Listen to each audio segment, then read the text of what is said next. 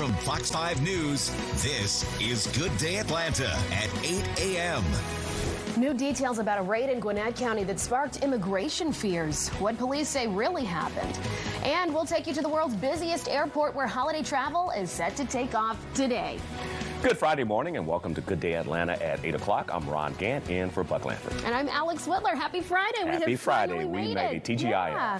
Thank you so much for being here with us. We want to get an idea of what the weather is going to do, not just today, but Saturday and Sunday as well. So busy let's weekend. Hand it on off to Joanne Feldman. And we have some changes, but the warm part of this is not really going to change too much just yet. So let's get to it. If you've been enjoying the unseasonable warmth, you've got a few more days to go with that. The dry weather, that's the part that starts to change, especially this afternoon as we're tracking this weather system approaching from the west. That's going to increase showers and thunderstorms later today, although there's a little bit of rain already on our doorstep here. The more substantial rain is still far enough back to the west that I think most of us get through the morning really not dealing with rainfall. We do have warm temperatures, though. Well, warm for November. It is cool outside, but to have numbers in the 50s and 60s is still unusually warm for this time of year. There's a look at the visibility. Fog, low visibility, Blairsville, Canton to Carrollton. It does seem to be improving in other spots. So as this fog is lifting over the next hour, what's left behind is a mostly cloudy sky, temperatures into the 70s, and the chance of rain increasing the closer to sunset we get. So I'll map that rain out in your hour-by-hour forecast, see how much or how little we're going to get this time, and what this means for your weekend forecast, and look ahead to your Thanksgiving Day forecast coming up in a few minutes. Natalie? Joanne, thank you. We're taking a look at the downtown connector this morning. It's a smooth ride around that Grady curve, although it looks like kind of stop and go. Right now, though, we're tracking about 12 minutes to make that commute. Overall, not too bad. Big three, these are looking really good so far this morning. Your heaviest ones out of Cobb and out of Gwinnett. On 75 from Wade Green, it's 15 minutes. 85 from Highway 316, 13 minutes. Both of those to get you south to the perimeter. Ron? Natalie, thank you. Developing in Gwinnett County, law enforcement conducted a raid at a strip mall in the Lilburn-area last night, causing concern and confusion among some residents. Good News' Mark Teichner joins us live from the scene with reaction from witnesses. This is something that's got a lot of people thinking. Mark, good morning. Yeah, good morning. You know, there was some concern, word getting out that this might have been an ICE raid. That turned out not to be the case, but just the fact that that was a possibility brought a number of members from the Hispanic community to this plaza to document what was going on. Swarm Lilburn's Indian Trail Court Strip Mall Thursday night.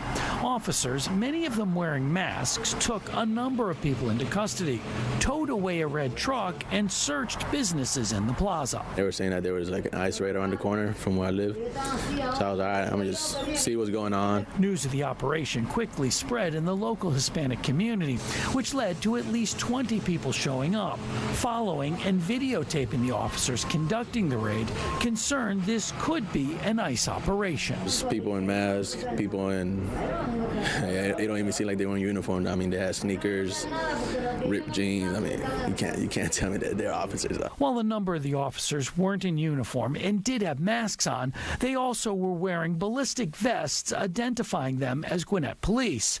Community members say if ICE had nothing to do with what was going on, the officers should have let them know that and calm their concerns. There are police officers here wearing ski masks, and that would worry the community, and we're just here trying to protect our people.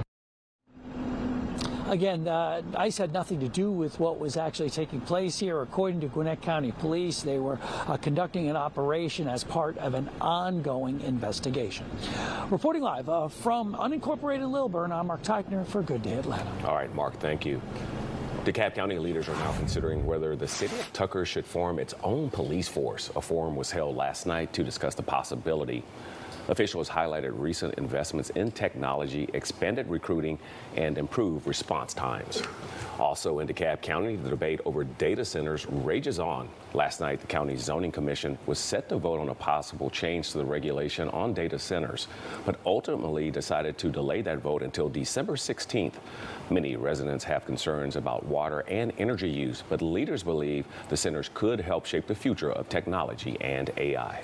New this morning at 8:05, people living in Cobb County can expect to see their stormwater fees jump nearly $5. According to the Marietta Daily Journal, commissioners voted last night to raise fees in hopes of raising millions of dollars for infrastructure improvements. People living in unincorporated Cobb and Mableton can expect to see the $4.75 fee charged starting June 1st. Meanwhile, non-residential properties, think businesses, churches, or schools, will be charged that very same fee, but for every 3,700 square feet of their property.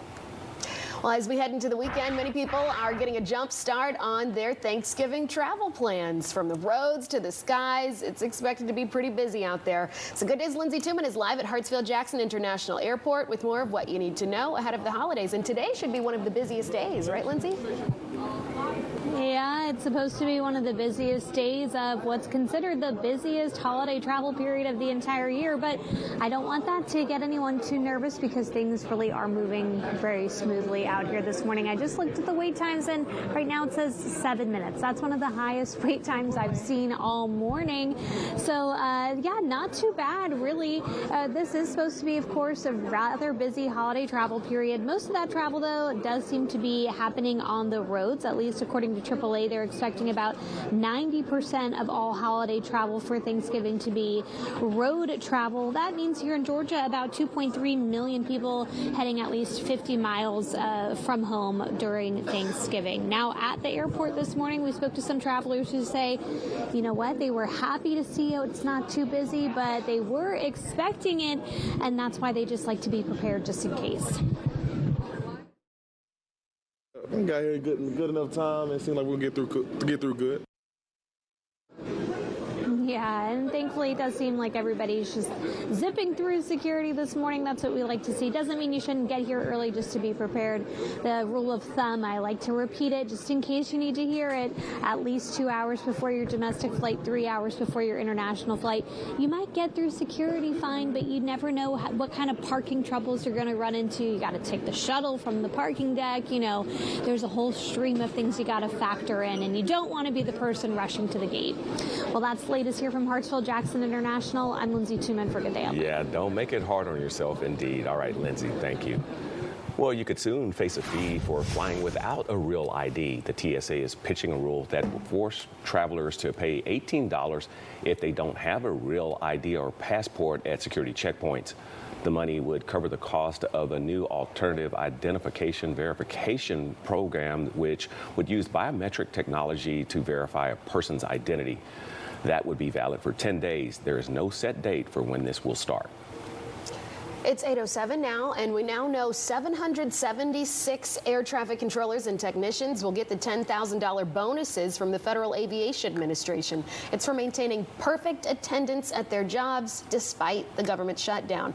Of the 776 receiving bonuses, more than 300 of them are members of the National Air Traffic Controllers Association, which has expressed concern that other controllers working during the shutdown won't be rewarded. The union says it hopes to work with Transportation Secretary Sean Duffy to find a way to do so. Joanne? Well, Alex, here at 8:08 on this Friday morning, getting you into a weekend that will start out with some rain and then keep the unseasonable warmth, at least until Thanksgiving Day. I'll show you how the weather changes by then coming up. The incoming Democratic Socialist mayor of New York City is heading here to Washington today to sit down with President Trump. I'm Doug Luzader in Washington. We'll have more on what the tone of that meeting might be coming up.